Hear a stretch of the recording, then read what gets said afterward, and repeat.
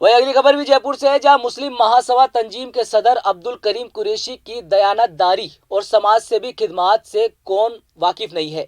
आज उनके यौम पैदाइश पर उनके चाहने वालों ने अपनी मोहब्बत का जबरदस्त अंदाज में इजहार किया और तकरीबन 700 से ज्यादा केक काटकर उनकी लंबी उम्र की दुआएं की। एक वक्त तो ऐसा आया जब उनकी सालगिरह वाले दिन केक ही कम पड़ गए। जी हाँ, अब्दुल करीम कुरैशी के यहाँ यौम पैदाइश के मौके पर नौजवानों में एक जोश देखा गया। मुसलसल उनके चाहने वाले जयपुर के मुख्तलिफ इलाकों में उनके जन्मदिन का जश्न अभी तक मनाया जा रहा है। गौरतलब है कि अब्दुल करीम कुरैशी मुस्लिम महासभा रायसान तंजीम के रियासती सदर के अलावा कौम की खिदमत और रियासत में भी उनका जवाब नहीं है।